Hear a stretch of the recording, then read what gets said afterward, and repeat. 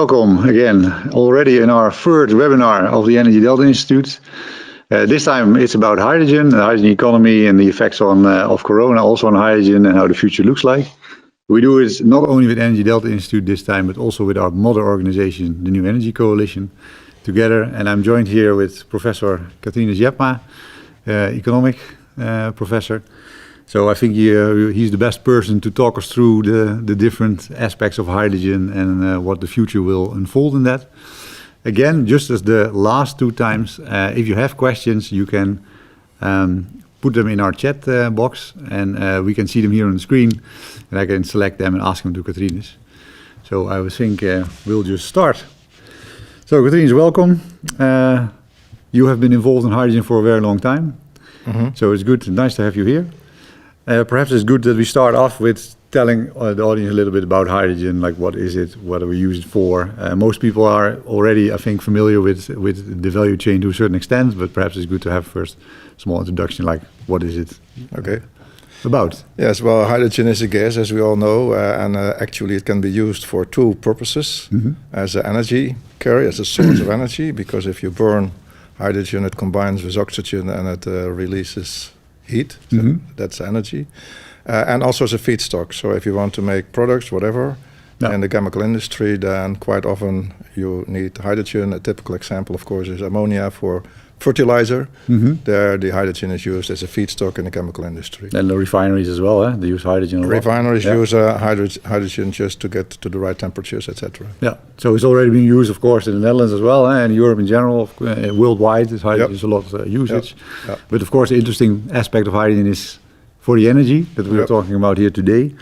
So how do you see that happening? What is all the fuss about? Why do we need hydrogen for the energy system?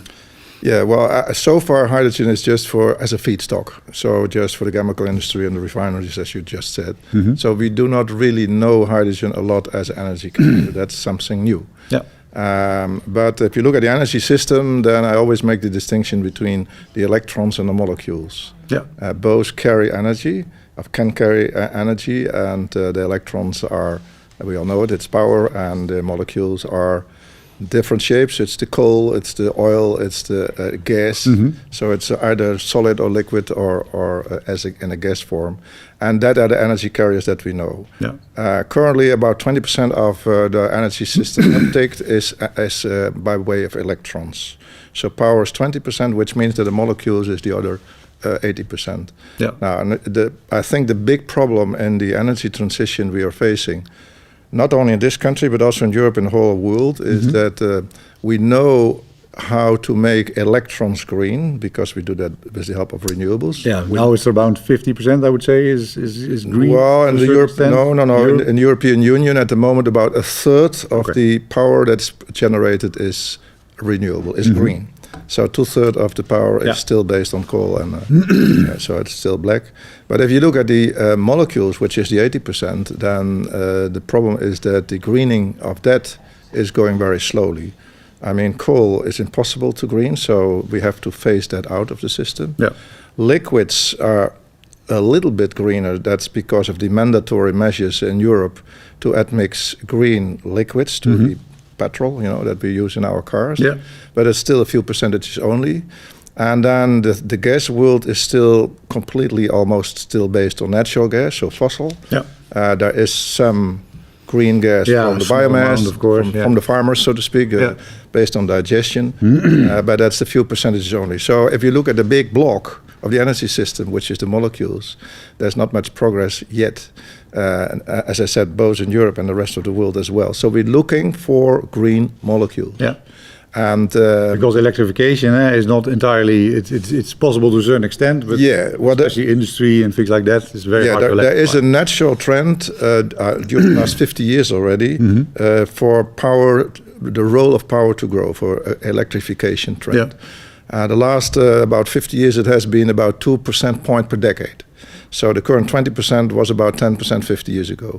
And we see that, of course, it's a result of the electric appliances like TV and radio and ICT systems that we introduced. As a result, electricity becomes more important, but it's still only 20%. Still only 50%. And it's most likely going to grow. Almost all projections suggest that in 2050 or so, the share of electricity will have grown to 40, maybe 50% order of magnitude. Yeah. But still, the bulk of the energy system is based on molecules. And even in 2050, hopefully we are about green by that time.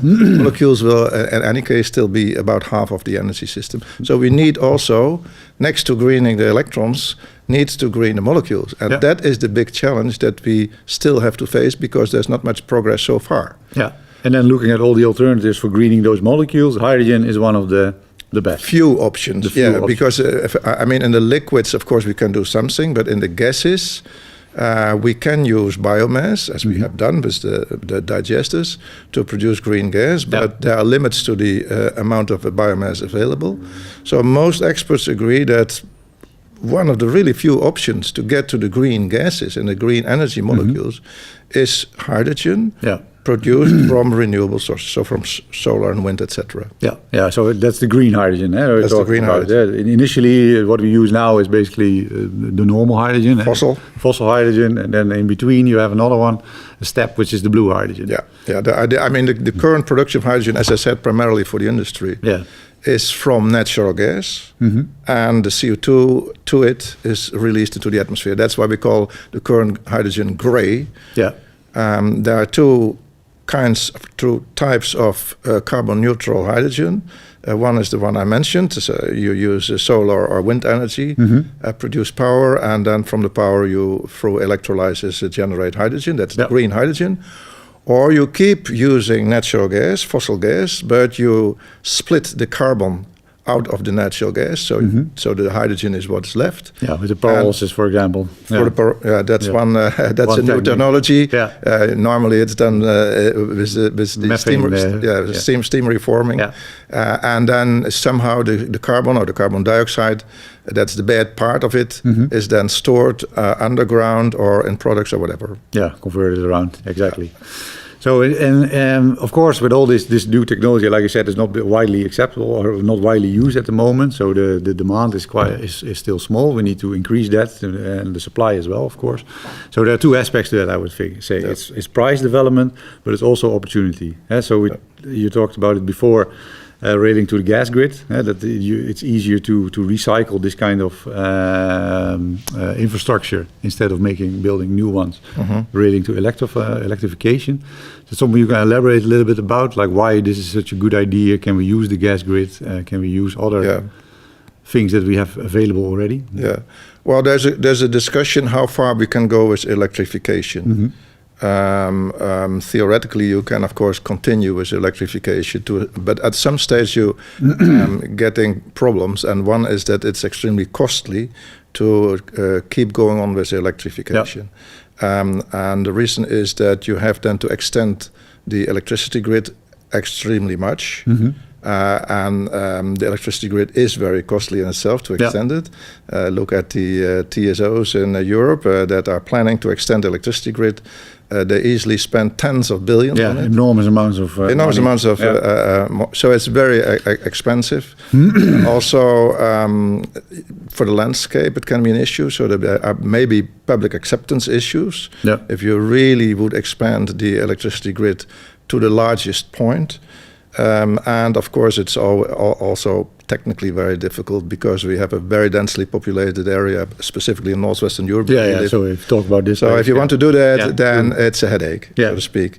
And at the same time, we know there's an existing gas grid which has a capacity about 10 times bigger in terms of energy that can be transported in northwestern Europe. It's already there. And that's a transmission and distribution grid, and it's there, and it can be used not only, of course, to transport the fossil gases, as we have done the last 50 years or so, but it can also be used to transport the green gases, either by way of hydrogen, or if somehow one doesn't like the hydrogen, you can make a synthetic green gas by admixing carbon dioxide to hydrogen, and then you get the same product as natural gas. Yeah, so not indistinguishable from what is already in the gas grid, basically. Yes. Yeah. So then it's exactly the same product. Yeah, but then of course the question is then again price. So how do you see that price development? Like what is it at the moment? Where are we? Yeah, well, that is the dilemma at the moment. If you now consider producing green hydrogen on the basis of electrolysis, so you have a wind farm, you have an electrolyzer you have to invest in, and you produce a green hydrogen. There's not a serious business case yet. No. Because the users of hydrogen, which is at the moment typically the industry, as long as there's no mandatory policy that they should use green hydrogen, or maybe even blue hydrogen, rather than the current cheap gray hydrogen, why would they do that? Yeah, that's and the production cost of green hydrogen is still higher than the production cost of gray hydrogen. So there is not really a market yet, by lack of policies to that end. And there's not yet a business case, because the whole production of green hydrogen is really in its beginning. I mean, the machines that you need for this is the electrolyzer that is splitting water, putting power in water, splitting the water, and here you have the green hydrogen.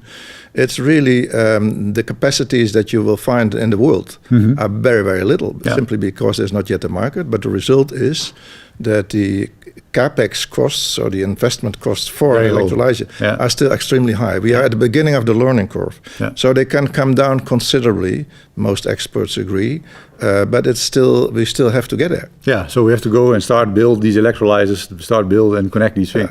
Also, in relation to the blue hydrogen, carbon taxes that can also change the game, I would say.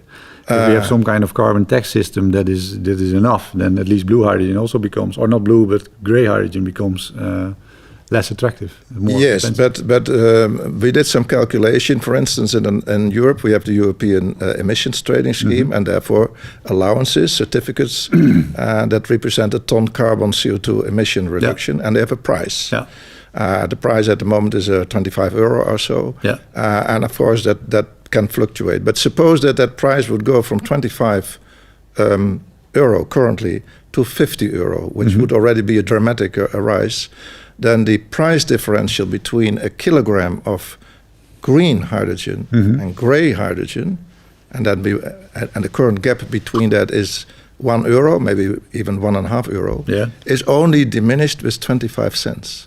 In other words, the carbon penalty, if that's the only trick to get from the gray to the green, I think that is not that's a challenge. Either have to raise that, or it's questionable. So what we really need is, we are now at they call it the valley of death. We have to go through the next 5 to 10 years and make the green hydrogen commercially feasible. We have to reduce the costs of the electrolyzers, etc., etc. We have to go there, but we need mandatory policies of governments to that end. To pick it up, to create the demand, basically. So talking about the scale-up, because you're basically talking about the scale-up of technology, so that it becomes cheaper and we can use it more against a more favorable price. Are you, can you give me examples of projects that are at the moment starting or are going to start? Like, how are we going to do that? Yeah, it's now going very, very rapidly. So, I mean, the current project, to be honest, is primarily pilots. If you talk about a pilot, then you talk about electrolyzer capacities of a few megawatts, say 5 megawatt or 10 megawatt.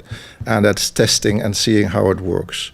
And I expect very strongly, given, the initiatives in the industry, given the incentives from the policymakers, etc., that the next 5 years we will go to some kind of demonstration phase where electrolyzers will be introduced in the order of 100 megawatt.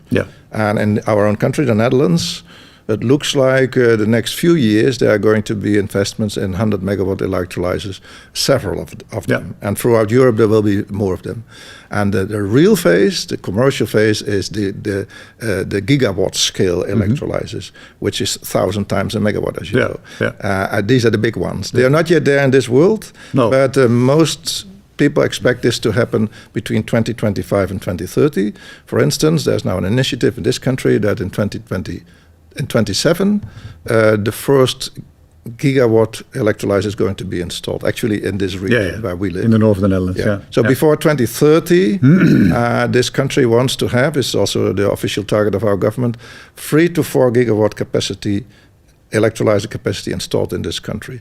So the next 10 years, the big revolution, if you like. It has to come the next 10 years. Yes, that will come the next... in Europe as well? Or is it just the Netherlands that we're talking about? No, I think it will be Europe-wide. The Netherlands is a front runner, potentially. At least I would say the countries in Northwestern Europe seem to be a front runner. One of the reasons why the Netherlands is so active on this is, I think, first, that we are going to extend our offshore wind on the North Sea from currently a few gigawatts to about 50 or 60 gigawatt. So there's going to be a lot of green power from the North Sea coming to our country. And secondly, we have an electricity grid which is close to congestion. So that has to be reinforced, or we have to make a different choice. It will be close to impossible if this is happening at the North Sea to transfer all that electricity as electricity through the system. We have to convert it partly into hydrogen. Yeah, because maybe relating to that, like we have this outlook. So we say that within 10 years now we have to really scale up, because otherwise it might even be too late, because then the other technologies will come as well. What kind of industries you see mostly? I mean, of course, energy in general, but are there specific industries like mobility or industrial clusters, chemistry, where you see, okay, here we can apply the green hydrogen first, and then we can make demand and grow further? Yes, well, at the first movers, I think is going to be the chemical industry, because the chemical industry is still using, as we said, the gray hydrogen. Which is not good, because a kilogram of gray hydrogen releases 10 kilograms of CO2 into the atmosphere. That's a lot. So that's a lot. And this country is the second producer of this gray hydrogen in Europe, after Germany. So, I mean, gray hydrogen is a feedstock for the chemical industry that needs to be replaced by green. And I think there the first steps are going to be made. Second is the aviation, I think. Because airplanes are using kerosene, and kerosene is fossil. But you can produce kerosene from green hydrogen, so you get a green kerosene. You mean the actual kerosene or other relating molecules? The actual kerosene is then based on green hydrogen. And I would not be surprised that relatively quickly there's going to be a mixing regime, where simply it is said, if you want to use aviation, then X% of the kerosene that you put in the airplane needs to be based on green hydrogen. And that would already create an enormous market. If similar mandatory strategies would be implemented in our gas system, obviously, then the whole system is going to fly, because then the market for the green hydrogen is there. Yeah, it's going up rapidly. At least this was all what we talked about now. All these things, of course, the project as well, are before Corona, hit, or even before the very low oil price that we see right now. Do you have any thoughts on that? Like, where, of course, it's all looking in the future, which we don't know. But what would be the impact of Corona or of the crisis on this kind of thing? Yeah, well, for Corona, it is still the open question: is this something which is a relatively temporary disaster? Which lasts maybe 3-4 months, but after that we're getting back to normal, and then the coronavirus will develop as just like influenza, as a normal virus we're used to. Or is this going to have a lasting impact for years? Let's say the next two or 3 years, and disrupting the economic system. I presume the first will be true. I hope the will be true. Everyone hopes the first will be true, obviously. But let's assume that that Corona is just something that passes by after a number of months in this world. Then there's no doubt in my mind that the whole energy transition, which is a 50-year process. I mean, it started in 2000, and hopefully it's ready by around 2050, 60.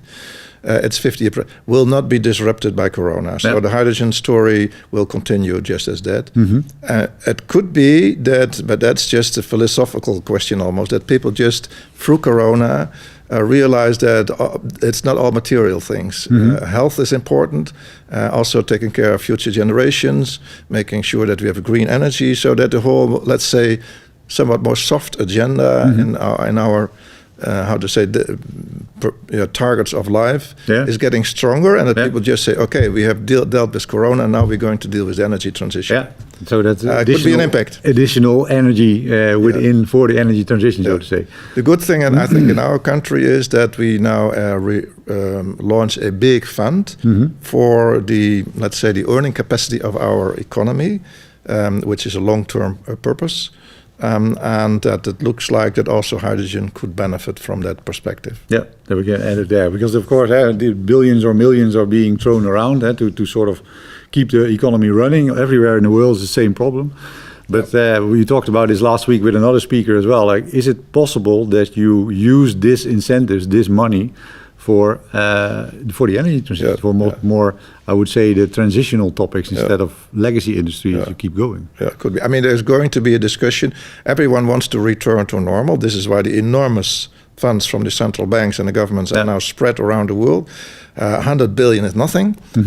But at some stage, I think the discussion will be, okay, if you're going to spend this to recharge the economy, better do it green. Yeah. But do you think is it already maybe too late, because now they're already pumping in this billions? No, I don't think it's too late. I personally think it'd be pretty late in greening the molecules. Yeah, okay. That's what I said. That's the difference. I never understood that. So why we put that much emphasis on the electrons the first 20 years, and on the last 30 years of the transition, we have to do the big job, which is greening the molecules. That, in that sense, we're pretty late. But it could again be that the big amounts of money that are now floating around, coming from unexpected sources, so to speak, and are now fashionable where they were not before, in part will be used to, as I said, green the economy and do what needs to be done in this respect. Yeah, that's I hope so too. I mean, also if you talk about Corona, what Corona already is teaching us a little bit is, of course, the interdependencies that we have on international trade, which is great, but there's also a risk to that, especially with a country like China has a big manufacturing role and a growing energy role. If it goes away, we have a bit of a problem. Within hydrogen, green hydrogen you can of course make within Europe as well. But there's also opportunities to do it international, more even intercontinental. Yeah. What do you think of that? Is that a good idea, or? Yeah, well, I think first of all you cannot do it yourself, but at some stage, of course, costs play a role. So, for instance, the most logical option in northwestern Europe to produce green hydrogen from is the offshore wind. Yeah. And all kind of calculations suggesting because the offshore wind is nearby, North Sea is next to us, because the infrastructure is already there, because we used to transport energy from the North Sea, which is also oil and gas producing, to our industries. Because of that, the North Sea is a good source. And as I said, we have congested electricity system. So why not switch up? Why not turn part of this offshore wind electricity into hydrogen here? That's a normal candidate. But if you do this small scale, for instance, if you are further in Europe and you have smaller wind farms, it's questionable if it's really, if you have a good business case producing green hydrogen from it.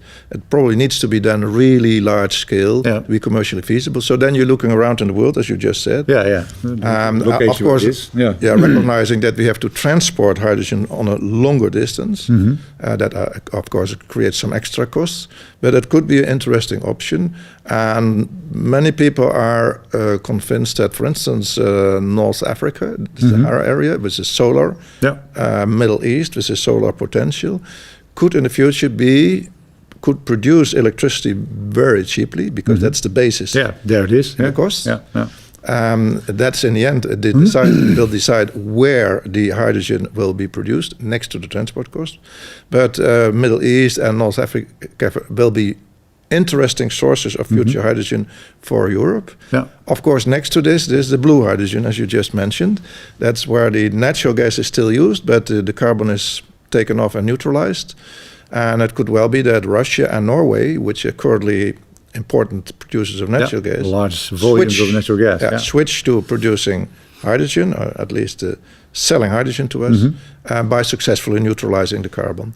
So that could be also future sources of our hydrogen production. Yeah, but then we of course not be careful, I would say, but you still have these same interdependencies to a certain extent, but it makes sense because the price can be much better. So we are quicker and earlier in this scenario where hydrogen can replace. Yeah, well, at the moment, I mean, everyone talks about the degree to which we can stand on our feet in terms of energy. At the moment, we are already, European Union is already importing 55% of its energy. And that's what always has been the case. More than half of our energy we need to import simply because we don't have it ourselves. The more we turn to solar and wind, so to renewables, the less we have to import from elsewhere. So the import dependence by definition will become smaller simply due to the switch to renewables. But which may be a good thing as well, relating now with the Corona world where we have these interdependencies, or maybe even oil prices or oil during the Strait of Hormuz, things like that. Can be quite nice. But at the same time, if you look back in history, we have been quite dependent on energy, but the real stagnations in energy from outside the European Union to Europe have not taken place at all. No, it's true. So it's not really been an issue, I think. No, but I think in general it's a good idea. Like if you say the Sahara, you can also think about this way that you support these regions to a certain extent to develop as well, while you're also extracting energy from there that you require yourself to green. The volumes of a good idea. The volumes of hydrogen that on the longer term are needed are enormous. Some suggestions has just been released in a report by Bloomberg some days ago, actually, suggesting that if you have a somewhat stronger hydrogen-oriented policy, then about a quarter of our energy system will be based on hydrogen in 2050. So a quarter of all. That's a lot. That is a lot, I can tell you.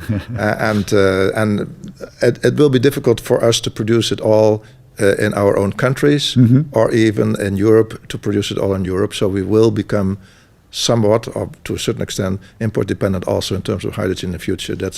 I'm convinced of that. Okay. Maybe going back a little bit to the near future, the near term. We have some questions here also relating to mobility. And then mobility now is, if you see it, mostly, of course, is still fossil fuel based. But then the second one is electric mobility. And after that, you say hydrogen is also an option. Do you see that progressing? Are we going to see a lot of hydrogen cars? Or yes, well, the policy makers just are looking for much more hydrogen in mobility, specifically the heavy mobility, so ships and trucks, even trains. There are some experiments with trains in our region to put them on hydrogen. So the heavy transport, but also part of the personal mobility, personal cars could move to hydrogen. For the obvious reasons that the amount of kilometers that you can drive could increase. You can install a fuel cell in cars, so you drive electric, but you're fueling by way of hydrogen. A sort of range extender. Yes, but again here it's the chicken egg. I mean, why would you buy a hydrogen-fueled car if there's no fuel stations?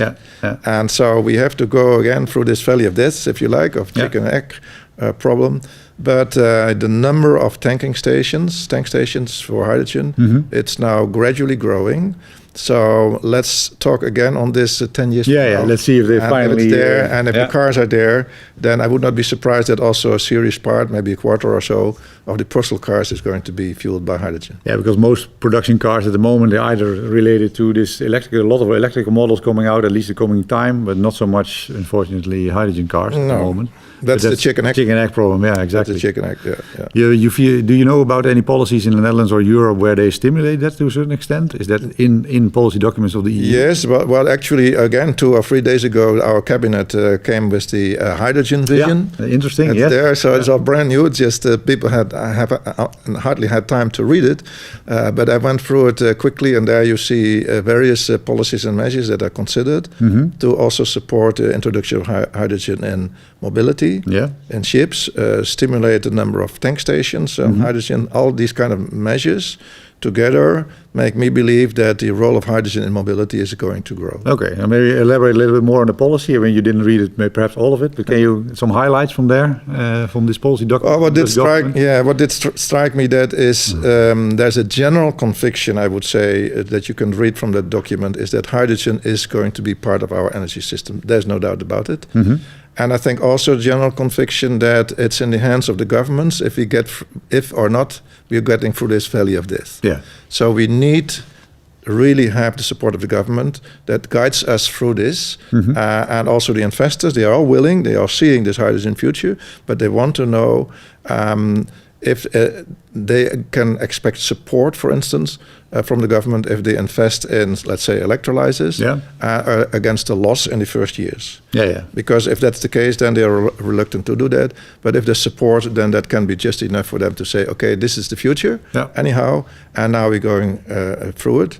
And it's a bit like elsewhere. If a few big investors are going to invest in big electrolyzers, others follow immediately because they don't want to stay behind. Yeah. So we're all waiting for this impulse from the government. This wave, the dam to break, so to say. Yes, and it's clear from that document that you just mentioned in this country that the government is aware of that they have to play a role. For instance, they say we realize that we not only may have to support the capex, the investment, but also the opex. So if there are losses in the years to come, which can be an obstacle for investment, maybe we also have to support there. So these kind of examples are given in the document that show that the government is really embarking on a strong set of policies and measures to support hydrogen, up to the point of also mandatory admixing. So that you mentioned before, that could be a real step towards. Yes, and also at the European level, there is the discussion going on. Maybe we should move up to a situation where gas system is only accepted if X% of it is consisting of green gases. Of course, this can be biological green gases, or it's also accepted, but hydrogen then is the most logical component. And of course, you can do this stepwise. So you can just say we start with 2% hydrogen and then 4, 6, etc. A bit similar to what has been done with the liquids, the greening of the liquids. So to introduce it in that way, so to say, because within Europe, of course, you see these more and more projects popping up as well. Even in our own region, the HEAVENN project. There's also partly cooperation installed with other areas in Europe, right? Where you also have this. Well, there's a lot of talk about already the hydrogen backbone. Obviously, if the hydrogen is generated at the North Sea, for instance, or in the harbors, at some stage you have to get it to the industrial centra. So you need to have a system, transport system that can be the existing gas system. Sometimes you need to have a dedicated system as well. And then it's logical that if that happens, then you look at the industrial centers. And from the Netherlands, we have a few, but the next door are in Germany and in Belgium and France, etc. So before you know, you get to the conclusion we need to have a hydrogen transport system, either existing gas grid or a new. Throughout Northwestern Europe, etc. So these design pictures are already there. To connect all these clusters to again generate the demand, make sure that the upscaling can happen. Is there any? There's some questions here also relating to, because you talked about hydrogen needs to be supported by the government. I think that's clear from policies, of course.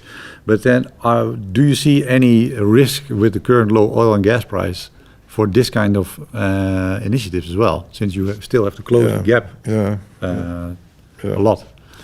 Well, I mean, the question again is how long will this last? Because there's also political issues within OPEC and these kind of things, explaining why the oil and to a certain extent also the gas prices are at the moment relatively low, if not extremely low. How long will this last? We don't know. Also, the Corona crisis doesn't help because it slows down economic system and also drives down further the energy prices. But I think that the Paris Agreement and the target, the mitigation targets, the greenhouse targets, are now so firm that this will need to be done. You have no choice. There is no choice because we can just say, okay, guys, the next 20 years we still use natural oil and natural gas and the fossils because they're damn cheap. So why wouldn't we do that? But then we're never going to achieve our 2050 targets. Everyone knows that. So we now have to do. Even the next 30 years between now 2020 and 2050 to get to the green molecules is a hell of a challenge for Europe. And so if they do not act. And there's a path which is hydrogen, a clear path, it's so to say. One of the few ones that needs to be followed. So I would be surprised if that really would get the policymakers completely off the mark, so to speak. How do you see this again? A bit about the price. The price of hydrogen. How quickly do you feel it can be in the regions where it's comparable or a little bit more expensive, but still okay? Yes, but the alternatives. But the price of the green hydrogen is basically determined essentially by two factors. Which one is the machine, it's the electrolyzer, and the other, of course, is the price of the input, which is the power.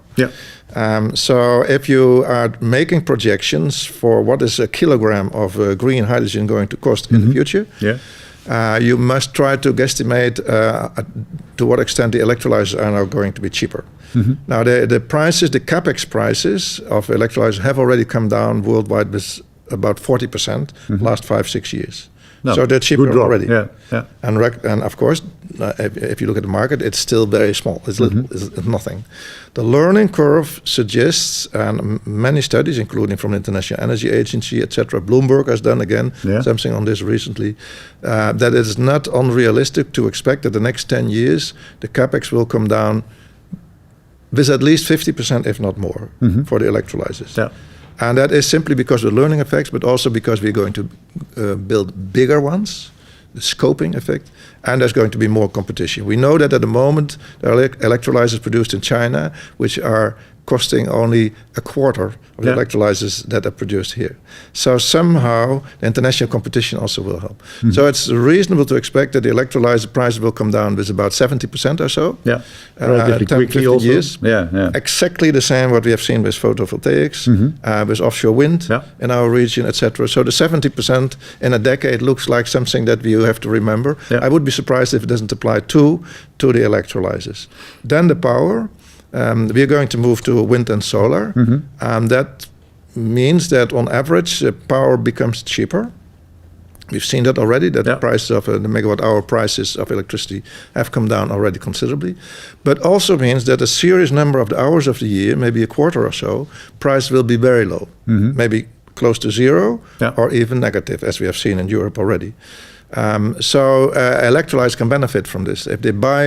If they do not buy the electricity, and let's say the 30% of the time when the prices are relatively high, but concentrate they're buying the electricity on the cheapest 2/3, then the average price they can get the power for is very low and maybe decreasing. Well, if you take it all into account and make your calculus, it looks like in about a decade or so, maybe 15 years, we can produce a kilogram of green hydrogen against the price of €1, €1.50, which is the current price of the gray hydrogen. So in other words, the lines will cross maybe in 10, 15 years. That's at the moment the best guesses. So it's still relatively long, but the outlook is good, so to say. We can make that. Within the 50 years you just mentioned that we have to do this green. And then we have to say the blue hydrogen in between, which is now, for instance, also produced by Norway, is in between. So in the meanwhile, in the next 10, 15 years, we could already take advantage of the blue hydrogen, which is to put the infrastructure there. To put the infrastructure, use it, and introduce it. Also make sure that the chemical industry starts with becoming carbon neutral in its feedstocks, etc. At mixing. But then the green will automatically, it looks like, take over in 10, 15 years. Just a bit like with electricity, with all the other effects of that system. Interesting. There's also one very interesting question. I don't know if you have the answer for it, but I'm going to ask you anyway. Are there any negative effects for, say we have a situation where we have lots of electrolyzers available or parts of the hydrogen system that we need to install? If you talk about, for example, batteries in electric cars, they need to be recycled as well, so there's pollution from that part. Is that something similar also relating to this electrolyzer, for example? Can we recycle them 100% completely, or is there any other? Well, I think electrolyzer hopefully lasts a bit longer than a battery. Of course. So it's a few decades. Basically, I think the electrolyzer process is relatively simple. To be honest, I do not know if it uses a lot of scarce minerals for that, but I would say in principle it can be recycled. And fuel cells are similar, I would say. Fuel cell, So for instance, take this mobility, this truck with a fuel cell where you put in the hydrogen and then it becomes turned into electricity in the car again by the fuel cell. The good news of the fuel cell is that it uses much, much less scarce minerals than a battery. So that's also why some people believe that on the longer term fuel cell will outcompete in that sense the battery, because the battery, if you want to extend the volumes of batteries, You the way it is foreseen. Cobalt, nickel. And the scarce minerals will be a showstopper to a certain extent. And for fuel cells, the problem is much less so. Yeah, because that's also relatively new. I mean, 15 years ago or so, when we had the first hydrogen, well, maybe not the first, but one of the big hydrogen booms also, then one of the things was, okay, but we have these fuel cells, then we have these scarce minerals, and then we have a problem because they don't have enough of them. Yes. But now they changed that apparently to... for the batteries, the problem is bigger. Yeah, exactly. For the batteries, the problem is bigger. Yeah, so we need to go out and find more of these minerals for the batteries, maybe less so for the fuel cell. Yes, exactly. Yeah, that's very interesting. Storage, we didn't really talk. We talked about a little bit, like take advantage of low electricity prices to make hydrogen and then reconvert it to electricity or any other aspect that you need. Yep. But storage effects. I mean, hydrogen is a good storage, right, for electricity. Yeah, well, hydrogen is as a green fuel, as a green energy carrier. It is good as a green feedstock. But there's another bonus of the hydrogen system, and that it can, let's say, balance the electricity system. Because if it's dominated by intermittent sources, wind and solar, then nature determines how much electricity is put on the grid. Yeah. But the grid needs to be in balance. So demand and supply every millisecond has to be the same. Yeah. So that's the intermittency problem, as we all know. And if you can use the electrolyzer as a buffer to take out the excess electricity when there's too much wind and too much sun compared to demand, then you can balance the grid as well. So that is also one of the reasons why we need this hydrogen system. It's a secondary point, I would say. It's not the prime reason why hydrogen is good. It's just we need the green molecules. Yeah. But it is a nice bonus that it also can help to balance the electricity system. It can help to act as a backup for the electricity system. Yeah. What if there's no wind and there's no sun? Who is going to provide the energy? And we need to have something for this. Of course, we can rely again on the good old gas-fired power plants, but they do not have a business case then, because they're only there as a standby capacity. Who is going to invest in that? So again, then hydrogen, if it's stored, if it's available, can be a good way to act as a backup. Because you're going to quickly ramp up and down. Ramp them down, exactly. Yeah. Of course, then you need the storage facilities themselves. The most obvious candidates. Wouldn't you run into the same problems with the gas-fired power plant at some point? That if you install these systems for a backup, for balancing out, but they also not always needed. Yeah, then the big problem if the gas-fired power plant is just for backup, the case if, and they're only then ramped up and down to stabilize the system, it's very difficult to get to a good case. Yes. So then it becomes something from which the private investors will withdraw, and therefore needs public support to have this guarantee for the system. Very expensive. Yeah. So, but you wouldn't get the same. I mean, wouldn't you not get the same thing with the hydrogen version of that? No, because if you store hydrogen, you can use it first for its own right as an energy carrier, the green molecules, or as a feedstock, and you can use it to turn it into electricity to the degree that you want. Yeah. So if there's too little electricity, you can turn the hydrogen stored into electricity. And if there is too much electricity, too much power, too much wind and too much sun, too much power, then you can absorb it by way of hydrogen so that it is not affecting the grid balance. Yeah, too much. Yeah, too much. Maybe within the residential sector, because we were talking about hydrogen you can use for the existing gas grid. Like a country like Netherlands, 96% of the households are still connected to the gas grid. Yep. Are you thinking here more of converting the existing boilers for hydrogen, or is it also an option perhaps to put in fuel cells, small fuel cells at some point? Or? Yeah, well, I would not underestimate this potential. I mean, currently, I think of the heating, 40% is based on gas. And if you look at our houses in this country, if they heat, almost always it's based on natural gas that needs to be replaced by green gases, but could be hydrogen. There are some experiments now where they connect houses with the hydrogen system, and then they have the hydrogen is brought to the home, and in the home there are the devices to produce what we need, that is electricity and heat. That's the only thing we need. Hydrogen can provide both, just as electricity can provide both. But we know from electricity that if it's really cold, it's not strong enough, it's not powerful enough to heat a home well. Referring to heat pumps, you also have to insulate your house, of course, but then still... if the house is perfectly insulated, then maybe you're getting there, but if you have a bad winter, then electricity cannot do it, not well enough. No, exactly. And hydrogen does not have this disadvantage.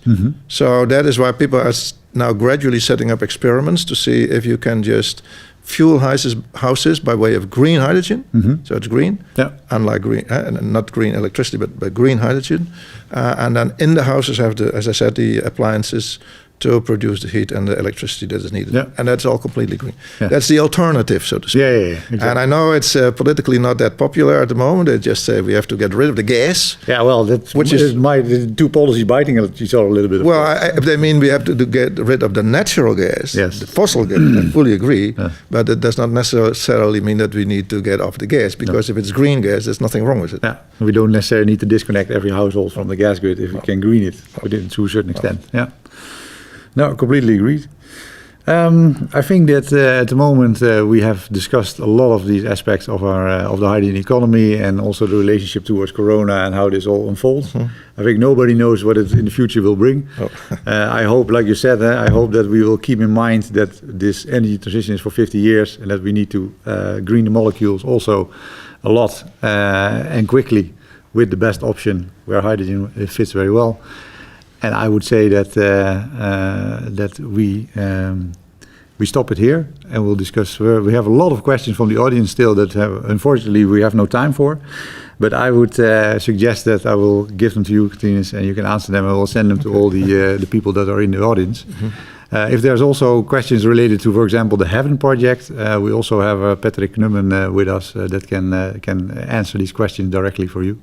So I hope you enjoy this. Next week we have another webinar, not with Professor Catrinus this time, but with Bert Stuy on the new business models, the new energy systems that are coming up. So I hope you can all join us again. Thank you very much.